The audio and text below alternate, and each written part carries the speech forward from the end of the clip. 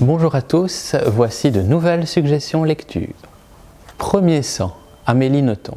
Pour son 30e roman, Amélie Nothomb se met dans la peau de Patrick, son père, qui a été diplomate et qui est décédé récemment, en 2020, en plein confinement, pour lui rendre un bel hommage. C'est un roman très personnel, très touchant. Je vous invite vivement à lire ce livre, Premier sang, d'Amélie Nothomb.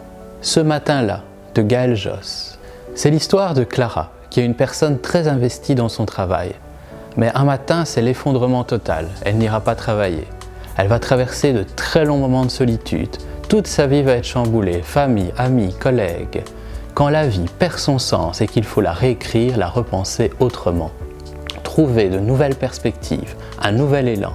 Tout un programme, c'est ce que vous propose Gaël Josse dans son roman « Ce matin-là ». Le bonheur l'emportera, d'Amélie Antoine. Maël est différent. Ses parents aimeraient l'aider. Certaines situations sont parfois très compliquées. Mais il suffit parfois de peu de choses pour que la lumière ressurgisse. Je ne vous en dis pas plus, je vous invite à découvrir Le bonheur l'emportera d'Amélie Antoine. Les notes de vie de Mélodie de Jean-Philippe Lux. Mélodie a 36 ans. Elle garde en elle de nombreuses blessures, de nombreuses souffrances, qu'elle dépassera petit à petit grâce à la musique qui est une véritable passion pour elle. C'est une très belle histoire que nous propose Jean-Philippe Lux, auteur belge. Celle qui brûle de Paula Hawkins. Après La fille du train et Au fond de l'eau, Paula Hawkins revient avec un nouveau roman, Celle qui brûle. C'est l'histoire de 3 femmes qui ont été victimes d'une injustice.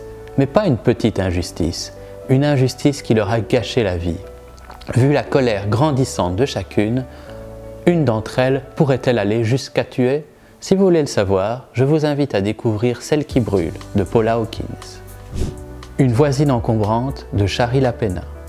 L'histoire se passe à New York. Un jeune adolescent s'introduit dans les maisons des voisins par effraction. Il fouille les ordinateurs. Amanda, une belle femme séductrice, est retrouvée morte au fond d'un lac.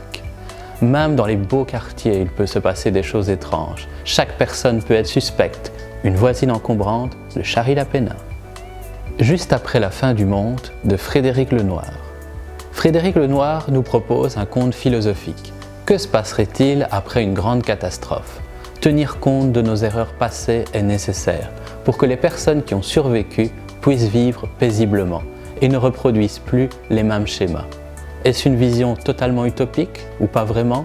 C'est la question que pose Frédéric Lenoir dans Juste après la fin du monde. La vieille prodige de Brigitte Fontaine. Vous connaissez peut-être Brigitte Fontaine, la chanteuse, mais la connaissez-vous en tant qu'écrivaine? Voici son dernier livre qui comprend 2 histoires, Les fruits confits et La vieille prodige. Brigitte Fontaine nous offre un texte poétique sur la vieillesse et sa vie pendant le confinement. Cendre et porcelaine de Céline Wolfgang. Quand on parle de poésie, on pense à Baudelaire, Rimbaud, Verlaine, Apollinaire, la poésie des siècles passés. Mais il existe toujours à l'heure actuelle des personnes qui écrivent des poèmes avec beaucoup de talent. C'est le cas de Céline Wolfgang, une poétesse belge à découvrir. Son dernier recueil s'intitule Cendre et porcelaine. Lettres des animaux à ceux qui les prennent pour des bêtes, de Frédéric Brémaux. Si les animaux pouvaient s'exprimer, ils diraient aux humains tout ce qu'ils n'aiment pas dans leur comportement. La tortue n'en peut plus des sacs plastiques jetés dans les océans. Le tigre n'en peut plus des spectacles de cirque. Le taureau n'en peut plus des corridas. Les oies n'en peuvent plus d'être gavées pour que certains mangent du foie gras à Noël. Le rat n'en peut plus de servir à faire des expériences scientifiques. Tous ces animaux ont des messages à faire passer et aimeraient que les humains deviennent raisonnables et cessent tous leurs excès. C'est une BD très engagée qui nous invite à la réflexion. À très bientôt pour de prochaines vidéos.